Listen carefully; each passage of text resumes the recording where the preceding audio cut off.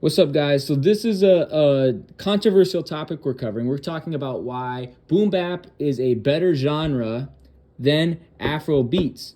Like I said, boom bap is a better genre than Afro beats, right? And this is coming from my perspective, right? So, boom bap is a subgenre or style of hip hop characterized by hard hitting drums, usually containing kick, drum, snare, drum, hi hat combination, rather than claps, snaps, and TR 808 bass drums, cowbell shakers, and other various percussion sounds used for rhythms.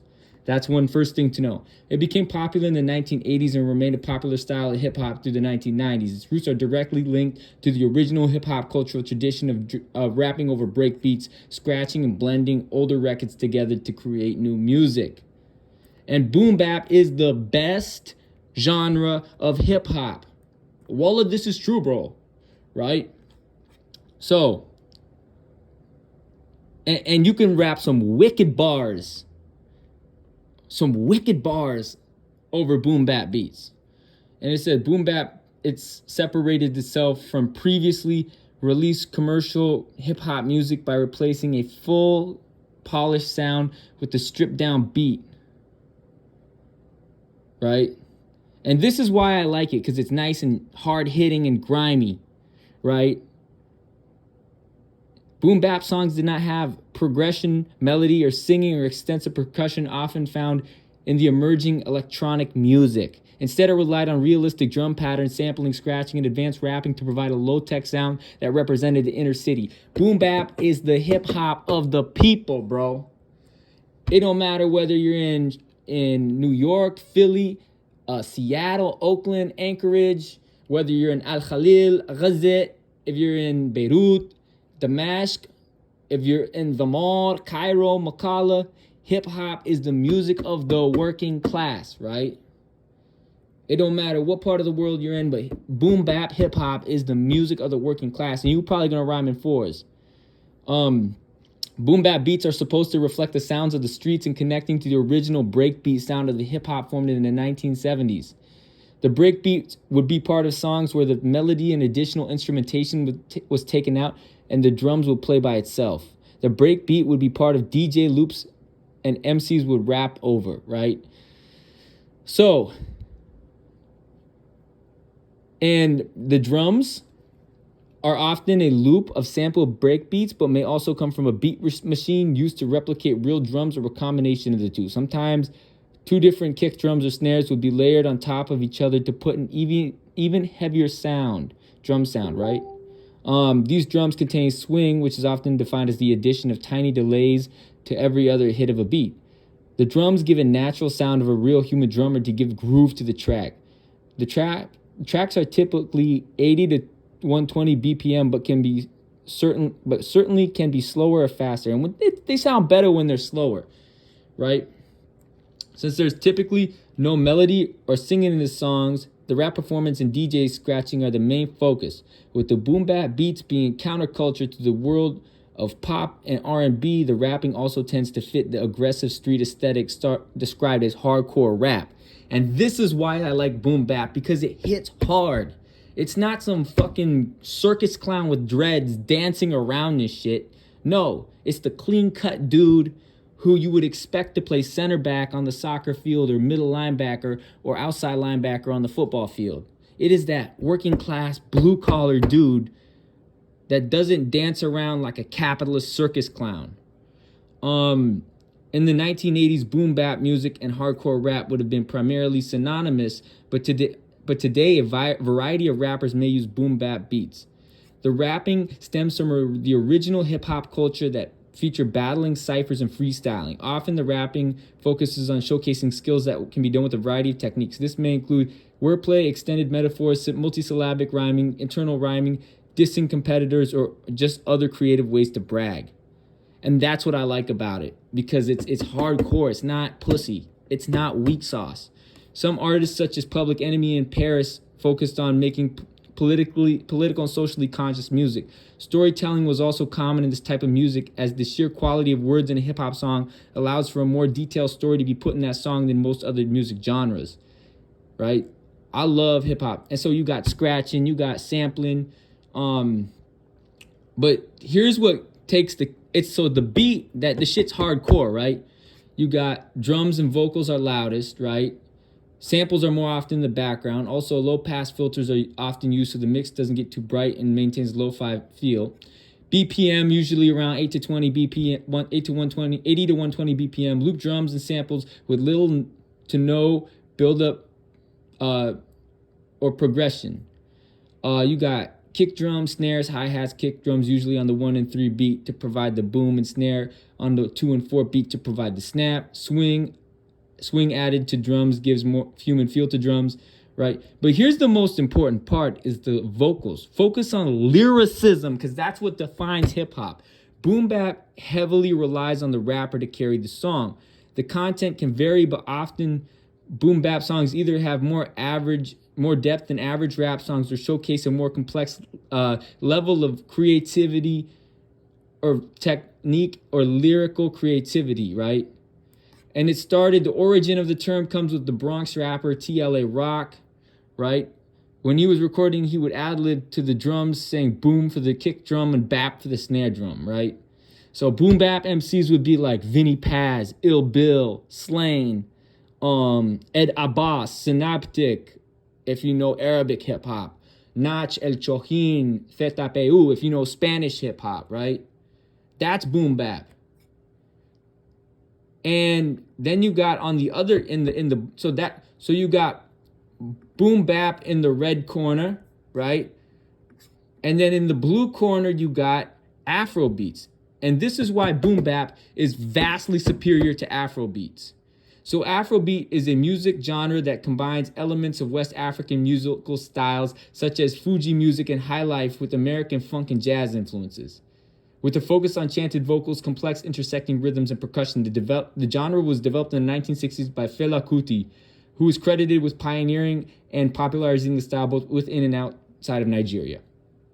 And that's a red flag, because if it has anything to do with Nigeria, it is a fucking red flag. I am sorry, right?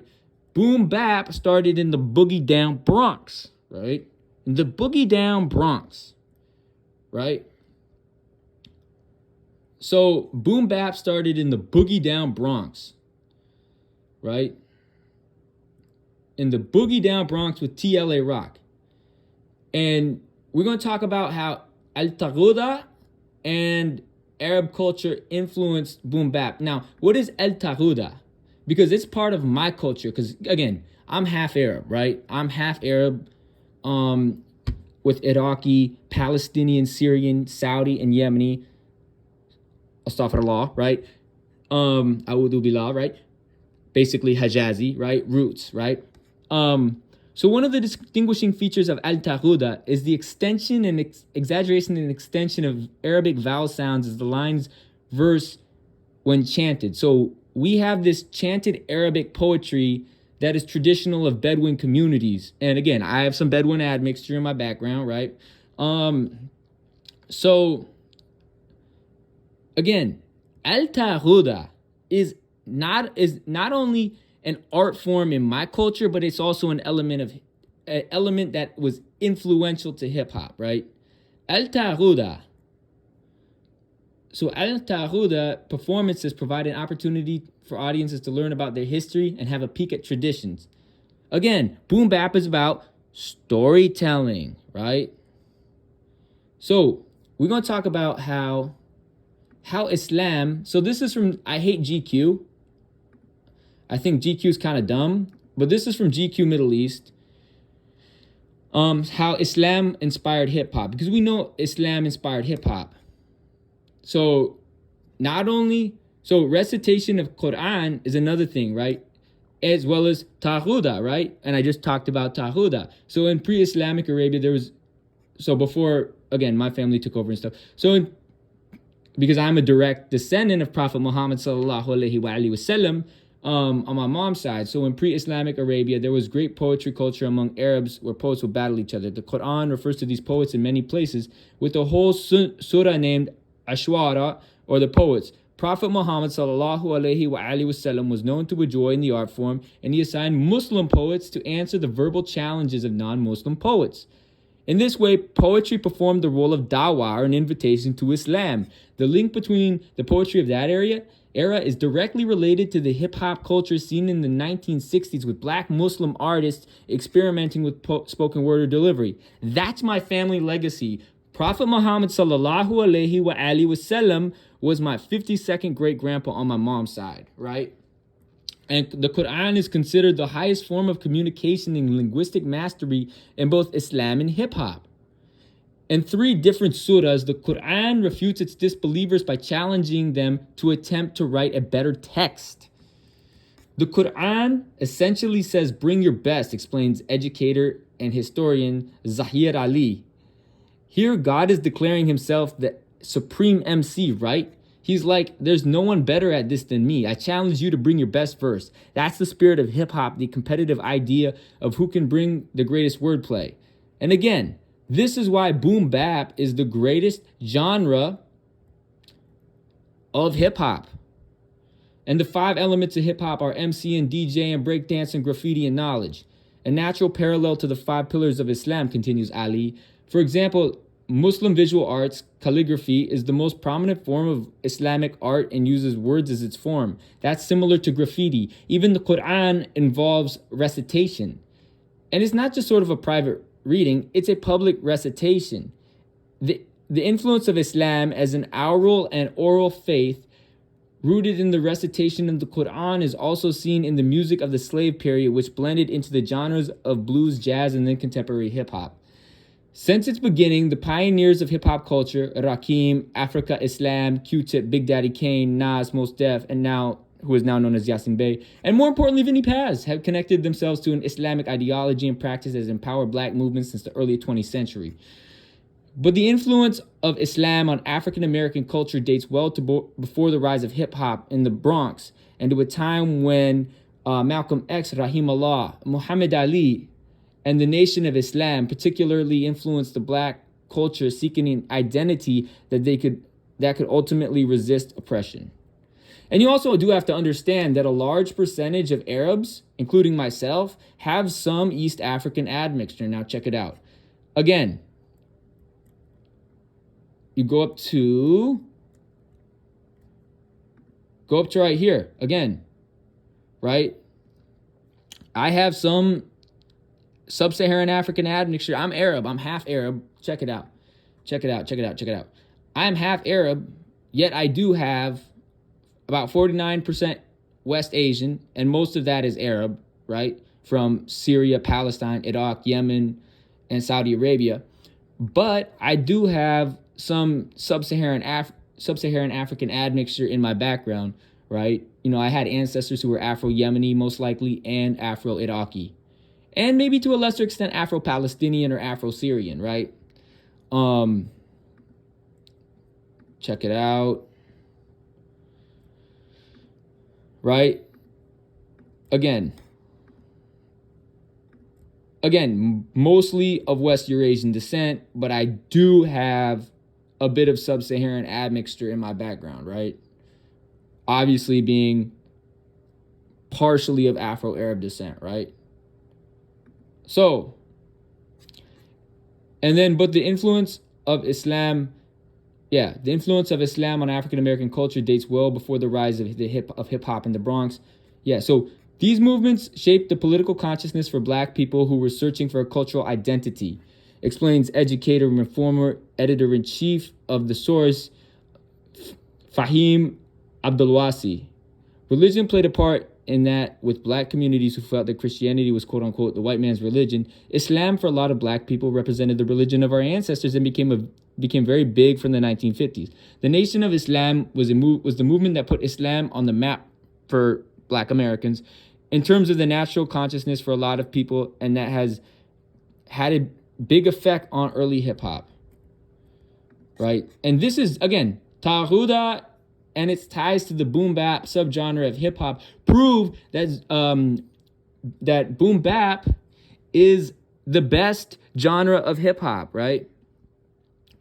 Over time, hip-hop became a global phenomenon, gaining popularity in Muslim-majority communities and helping shape the identities of their youth during a time of global Islamophobia. It wasn't long before this went past a mere listening brief for those in that region, with artists such as IAM, Cyan Supa, Crew, Palestine's DAM, and Egypt's Arabian Nights becoming a driving force for political and social movements in Tunisia, Algeria, Egypt, Morocco, and Libya. Again, this is GQ, and again, they're praising, it sounds like to a certain extent, they're praising Arab Spring when they say Libya, Tunisia, and Egypt, right? Which were, again, psyops by the deep state, right?